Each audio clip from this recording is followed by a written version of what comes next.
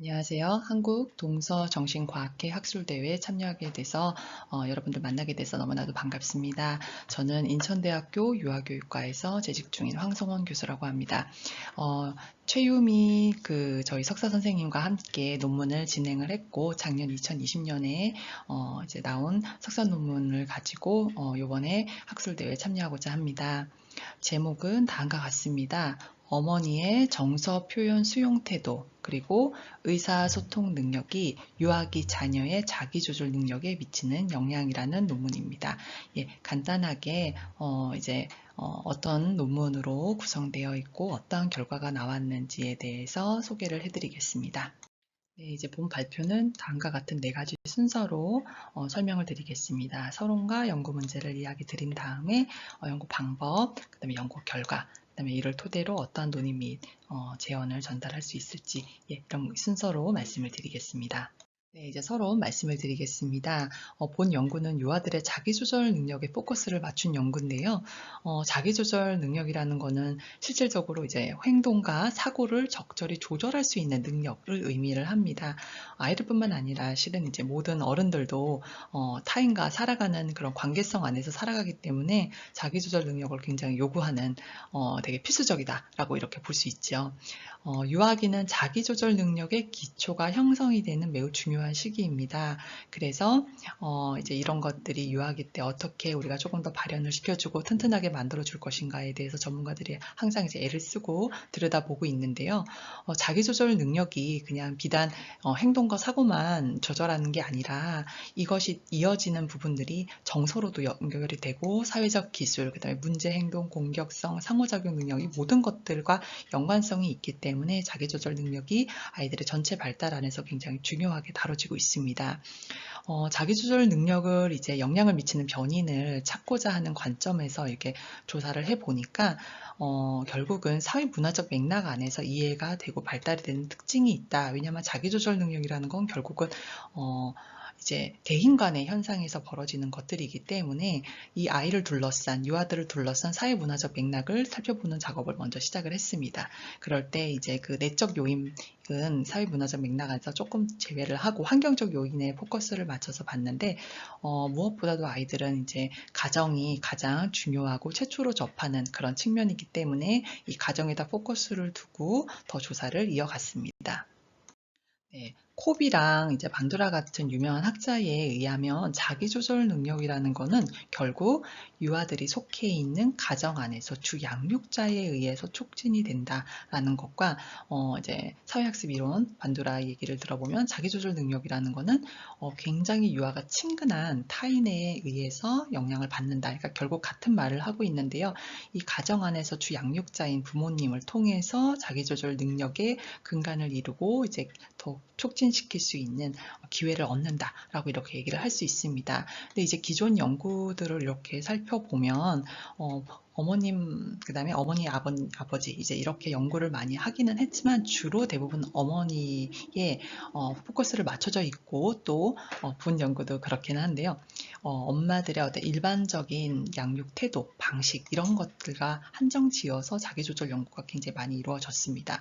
그래서 이제 그 양육 태도라는 거는 굉장히 좀 광범위한 내용들이 담겨져 있었기 때문에 구체적으로 어떤 태도와 능력인지에 대한 조사가 조금 더 세부적으로 이루어져야 된다라는 어떤 지적들이 있었고요. 그래서 이 지적을 반영해서 본 연구는 어머니의 정서 표현 수용 태도라는 것과 의사소통 능력 이 두 가지 변인을 통해서 아이들의 자기조절 능력과 어떠한 관련성이 있고 또 어떤 영향력까지 발휘할 수 있는가 이렇게 살펴보고자 합니다.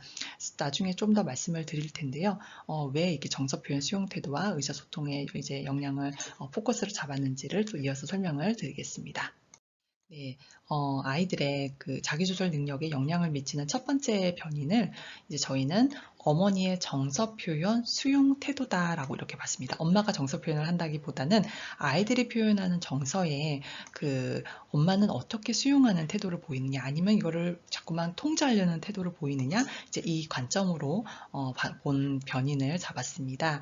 예, 이제 아인젠베르그랑 그 동료들이 한 연구에 의하면 아이들이 이제 부정적 정서를 표현을 했어요. 그랬을 때 엄마가 통제를 하거나 지나치게 처벌하는 그런 반응을 보일 때는 오히려 아이의 그 자기조절 능력이 저하된다라는 연구들도 있고, 다른 연구들에 의하면 아이들의 좀 긍정적인 정서나 아니면 어떤 정서에 대해서 엄마가 수용적으로 반응을 해주는 경우에는 오히려 그 본인의 정서를 다시 한번 다듬고 나갈 수 있는 기회가 되기 때문에 자기조절 능력이 조금 더 증진이 된다, 그런 연구들이 있었습니다. 그래서 이거를 잡아서 저희가 첫 번째 변인으로 삼았습니다. 네, 이제 어머니의 의사소통 변인이 그 다음 이제 이어지는 변인인데요. 말을 통해서 자신의 정보를 상대방에게 전달하고 의미를 교류하는 과정을 의사소통이다. 저희가 이렇게 얘기를 간단하게 많이 하죠. 아이들 같은 경우에 누구보다도 주 양육자인 엄마와 아니면 아빠, 주위에 여러 사람이 있을 수 있겠지만 대부분은 이제 엄마가 주 양육자인 경우들이 많기 때문에 어머니와 굉장히 많은 의사소통의 그 기회들이 있고 경험이 쌓입니다. 그랬을 때 아이들은 처음에 몰랐던 그 타인의 감정에 대해서 조금 더 디테일하게 잘 인지하게 되고, 아까 그 앞에 변인과 같이 유사하게 결국은 정서를 잘 알게 되니까 자기의 행동과 사고나 이런 것들을 조절하고 때로는 지원을 하고 표현을 하는 그런 것들의 이제 기능들이 조금 더 개발이 될 수 있기 때문에 결국은 자기조절 역량의 발달을 시킬 수 있다라는 이야기들이 있습니다. 그래서 저희가 이제 두 번째 변인을 어머니 의사소통 능력으로 잡았습니다. 네, 그래서 본 연구는 이제 총 두 가지 문제로 나눠져서 조사가 되었는데요. 첫 번째는 어머니 정서 표현 수용 태도, 의사소통 능력, 그리고 유아의 자기조절 능력, 이 세 가지 변인과의 관계는 어떠한가, 이 관계성을 연구한 것과, 두 번째는 어머니의 정서 표현 수용 태도랑 의사소통 능력이 유아의 자기조절 능력에 미치는 상대적 영향력은 어떠한가입니다. 그래서 이거는 다중회귀 분석으로 연구를 실시했습니다. 네, 이제 연구 방법에 대해서 살펴볼 건데요. 첫 번째 연구 대상에 대해서 말씀드리겠습니다. 어머니 155명이 대상인데 아이실 소재한 유치원 혹은 이제 어린이집에 다니는 경우로 한정을 했습니다. 얘가 컨비니언스 샘플링으로 이렇게 잡았고요. 아이들 연령대는 이제 3에서 5세까지 균등하게 좀 나눠져서 있었고, 유치원에 다니는 아이들이 조금 더 많이 있었고, 여자 아이들이 조금 더 많고, 또 엄마의 나이는 이제 36에서 40대가 많았으면서 학력은 4년제 대학 졸업 이상이 한 절반 이상이었다라고 말씀을 드릴 수 있습니다. 네, 이제 연구 도구 세 가지를 말씀을 드릴 텐데요. 첫 번째가 어머니 정서 표현 수용 태도 도구입니다. 사린이 개발한 것을 국내 이현민 학자가 번안 수정한 것을 사용을 했는데요. 총 이제 두 가지 하위 영역으로 나눠져 있습니다. 아이들이 보이는 호기심, 행복과 같은 긍정적 정서 표현에서 엄마가 어떻게 수용하느냐. 두 번째는 화, 슬픔, 두려움, 걱정, 혐오감, 이제 이런 부정적인 정서 표현에 대해서는 엄마가 어떻게 수용하느냐, 이렇게 되어 있습니다. 네, 그리고 점수가 높을수록 이제 이 두 가지 이거는 합쳐져서 토탈 점수가 나올 수가 없고 한 영역씩 이제 따로 살펴보는 건데요. 높을수록 이제 이런 긍정적 정서 표현에 대해서 엄마가 수용 태도가 좋다, 그리고 또 부정적인 것에 대해서도 수용 태도가 좋다, 이렇게 해석을 할 수 있습니다. 네, 이제 두 번째 도구는요, 어머니 의사소통 능력에 관련된 도구입니다. 이정순이 국내에서 개발한 도구를 가지고 조금 더 수정하고 보완한 심성유형의 연구에서 사용을 했는데요. 이제 이거는 어머니 편이 있고 아이 편이 있는데 저희는 이제 어머니 편만 이용을 했습니다. 이건 역시도 이제 앞에와 같이 두 가지 하위 영역으로 나눠져 있는데요. 긍정적 의사소통 능력을 엄마가 얼마나 갖고 있는지, 또 부정적 의사소통 능력은 또 어떻게 갖고 있는지, 이렇게 돼 있는데, 부정적 의사소통은 이제 역채점을 해서 결국은 이 전체 점수가 의미하는 것은 어머니는 의사소통을 잘한다, 긍정적으로, 이렇게 점수가 높을수록 긍정적인 의사소통 능력을 갖고 있다, 이렇게 해석을 할 수 있습니다. 네, 이제 세 번째 연구 도구를 말씀을 드리면 유아의 자기조절 능력으로서 국내 이정란 학자가 학부모용으로 개발한 것을 최미선이 또 사용을 했고, 저희도 연구에서도 이어서 사용을 했습니다. 이게 총 두 가지 하위 요인으로 나누고 또 그 안에도 여러 가지로 나뉘기는 하는데, 아이들이 얼마나 자기 점검을 잘 하느냐, 평가하고 결정하는 부분에서, 그리고 또 자기 통제 부분, 행동을 억제하거나 정서성을 조절한다거나 이제 이런 자기 통제, 이 두 가지가 합쳐져서 자기 조절 능력으로 이게 평가를 받을 수 있습니다. 이거는 전체 점수가 가능해서요, 점수가 높을수록 자기 조절 능력이 좋다라고 이렇게 해석을 할 수 있습니다. 이제 이어서 연구조차를 간단하게 말씀을 드리면요. 예비조사를 19년 5월에 그 어머니 10명을 모시고 이제 설문지상에 문제가 없는지를 검토를 했습니다. 그리고 중복되지 않은 또 다른 기관과 어머니를 이제 모시고 본조사를 6월 달에 시행을 했습니다. 네, 이제 이어서 자료 분석 방법을 말씀을 드리면 SPSS 통계 프로그램을 이용해서 기술 통계 분석이 필요한 부분에 점수를 산출을 하고 그다음에 연구 도구 3가지의 신뢰도 검사를 했습니다. 그리고 상관관계는 이제 변인, 본 연구에서의 변인 3가지의 관계성을 살펴보면서 상관관계를 실시를 했고, 이 독립변인 2개, 어머니 정서표현 수용 태도, 그다음에 의사소통 능력, 이 2가지가 유아의 자기조절 능력에 어떠한 영향을 미치는가, 상대적 영향력은 어떠한가, 그래서 알기 위해서 다중회귀 분석을 실시했습니다. 네, 이제 연구 결과 첫 번째를 말씀을 드리겠습니다. 연구 문제 1과 관련된 내용으로서 새 변인과의 관계성을 물어보는 건데요. 이제 저희 그 최유미 선생님이랑 저랑 추측을 할 때는 처음에는 어머니 정서표현 수용 태도랑 자기조절도 정적일 것이고 이것도 정적일 것이다 라는 통계적으로 의미 있는 이런 수치가 나올 것이다 라고 생각을 했는데 저희와 생각과는 좀 다른 결과가 나왔습니다. 이제 이 아래를 보시면 예, 앞에 그 어머니 정서표현 수용 태도와 유아의 자기조절 능력과의 관계에서는 이제 통계적으로 유의미한 그런 수치가 나오지 않았습니다. 예, 반대로 이제 오히려 반대의 결과가 나왔는데요. 근데 이제 그 외의 것들은 예상한 대로 어머니 의사소통 능력, 예, 이제 5번이죠. 5번과 네, 그 다음에 유아의 자기조절 능력은 예, 관련이 있는 걸로 정적으로 이렇게 나왔습니다. 그래서 어머니 의사소통 능력이 좋을수록 유아의 자기조절 능력이 점수가 높았더라라고 이렇게 해석을 할 수 있습니다. 네, 이제 두 번째 연구 결과 말씀을 드리겠습니다. 어머니의 정서표현 수용 태도, 그 다음에 의사소통 능력이 유아의 자기조절 능력에 미치는 상대적 영향력에 대한 것인데요. 표 2에서 보시면 좀 더 자세한 내용을 아실 수 있습니다.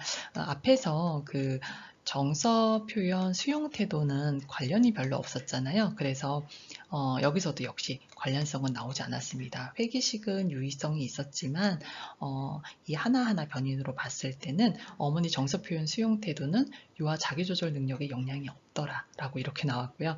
예, 그 다음에 이제 어머니 의사소통 능력만 영향력이 있다라고 이렇게 결과가 나왔습니다. 이제 끝으로 논의 및 제언을 말씀을 드릴 텐데요. 이제 총 3장의 슬라이드로 되어 있습니다. 첫 번째 논의는 다음과 같습니다. 왜 어머니 정서 표현 수용 태도랑 유아의 자기조절 능력 간에는 상관관계가 나타나지 않았을까? 예, 이제 이런 부분입니다. 물론 이제 이 부분 아래에 의사소통 능력은 자기조절 능력과 정적 상관관계가 있었고 선행 연구에서도 이 점은 이제 예측할 수 있는 부분이기 때문에 예, 본 발표에서는 이제 왜 이 부분은 나타나지 않았을까? 예, 초점을 두고 좀 말씀을 드리겠습니다. 여러 가지 이유가 있을 수 있겠지만 우선은 연구 도구와 관련성을 좀 봤습니다. 이게 이제 개발된 게 서구의 문화이다 보니까 어떤 경우에 저희랑 좀 맞지 않는 부분들이 있었습니다. 예를 들어서 장애가 있는 아이를 버스에서 만났어요. 이제 그런 특정한 장소와 상황에 대한 설명들이 문항들이 굉장히 많은데 예, 아까 방금 말씀드린 대로 장애가 있는 아이를 버스에서 만났을 때 아이가 쳐다보는 거예요. 그러면 이런 거를 저희는 뭐라 그럴까요? 호기심 측면에서 다룰 수도 있지만 예의 측면을 또 다루기 때문에 보지 말아라. 그렇게 하는 거 아니다. 라고 이렇게 얘기를 해버릴 수밖에 없죠. 그러니까 이거는 통계적인 점수가 더 많이 나올 거예요. 그런데 그럼에도 불구하고 실질적으로 이 연구 도구에서는 아이가 그냥 쳐다보게끔 둔다. 왜냐하면 호기심이니까 이렇게 해석을 하기 때문에 높은 점수가 또 가더라고요. 그러니까 이렇게 할 때 더 수용적인 태도를 갖고 있다로 이렇게 결과가 내어지기 때문에 이제 이런 하나의 문항의 예시만 봐도 아시겠지만 문화적인 코드 부분에서 플러스 될 부분이 마이너스가 될 수도 있는 그런 상황들이 내재가 되게 많이 되어 있더라고요. 예, 그래서 이런 연구 도구에서 내용적인 측면에서 문제점이 되지 않을까 하나 추측을 해보게 되었습니다. 네, 그러면 이제 두 번째 논의는 어떤 부분이었냐면요. 어머니 정서 표현 수용 태도는 관련도 없고 영향력도 없었는데 어머니 의사소통 능력은 관련도 있고 영향력도 있게 나왔었어요. 이 두 가지 차이점이 뭘까에 대해서 좀 더 살펴봤습니다. 이제 도달한 이유는 정서 표현 수용 태도는 엄마가 그 아이가 어떤 행동을 탁 보이고 정서를 보였을 때 받아들여 주느냐, 아니면 그러면 안 돼 라고 하는 거에 어떤 그런 내용들을 조금 태도적인 부분을 되게 많이 받는 반면에, 두 번째 어머니의 의사소통 능력 같은 경우는 이 태도가 조금 더 광범위하게 들어가 있었습니다. 아이와 어떻게 의사소통을 즐기느냐, 당신은 아이의 그 대화를 존중해주고 있습니까? 그리고 정말 같이 즐거운 시간으로 이렇게 인식을 하고 있습니까? 그리고 아이가 정말 무례하게 말을 할 때는 어떻게 수정을 해주고 계십니까? 이런 조금 1번의 정서 표현 수용 태도보다 조금 더 광범위하고 양육 태도를 더 많이 살펴볼 수 있는 그런 문항들로 구성이 되어 있었기 때문에, 이 두 번째 변인이 당연히 유아의 자기조절 능력과도 영향을 더 줄 수밖에 없겠다라는 그런 생각이 들었습니다. 그래서 단순히 엄마의 의사소통 능력이다, 얼마나 더 깊이 있게 하고 잘하고 이런 것도 당연히 담고는 있지만, 이 문항에서 더 어머니가 아이를 어떻게 생각하고 있고 내 철학은 어떤지를 또 엿볼 수 있는 문항들이 있었기 때문에, 이런 어머니와 자랐을 때 아이들이 더 존중받고 또 자기가 하고 싶은 것들을 좀 조절하거나 이제 이런 것들을 배울 수 있겠다, 이런 추측이 가능하게 했었거든요. 그래서 두 번째 변인이 더 관련성과 영향력이 있다라고 이렇게 저희도 추측을 판단을 하게 되었습니다. 네, 그래서 끝으로 정리를 하면서 제안을 말씀을 드리겠습니다. 더불어 살아가는 사회에 유아에게 자기조절 능력 길러주는 것은 굉장히 중요한 과업이고, 또 이 역할을 할 수 있는 어머니는 본인의 의사소통 능력이 굉장히 아이한테 영향을 많이 미친다고 하니까, 기분이나 상황에 따라서 이게 변동은 없는지, 의사소통의 어떤 맥이, 어떤 틀이 흔들리는 건 아닌지 한번 다시 되돌아보고 수정하고 조절할 수 있는 그런 것들을 배워야 되겠다라는 결론에 도달을 했습니다. 어머니가 의사소통을 아이와 하다 보면 그 자녀의 연령이나 성별, 발달, 여러 가지 특징에 따라서 되게 다양하게 접근을 해야 되기 때문에, 그런 개별 맞춤형으로 부모님, 어머님 다 의사소통을 잘 나눌 수 있게끔 자녀와 실제적인 그런 것들을 적용할 수 있는 부모 교육들이 지원이 돼야 되겠다라는 생각이 들었습니다. 끝으로 이제 제언을 하자면, 이게 모든 문항들이 다 어머니의 자기보고식 방법은 설문지를 통해서 이루어졌기 때문에, 인터뷰를 통한다거나 관찰법, 아니면 선생님이 아이의 자기조절 능력을 이제 평가를 한다거나 이제 이런 식으로 해서 조금 더 보완할 수 있는 부분, 연구 방법에서 이런 것들이 필요하겠다라고 생각이 들고, 다음에는 이제 요즘은 아버님들의 육아 참여도가 많이 높아지고 있기 때문에 아버님을 대상으로 이제 해보는 것도 정말 좋겠다라는 그런 생각이 들었습니다. 이것으로 본 연구에 대한 발표를 마치고자 합니다. 들어주셔서 감사합니다.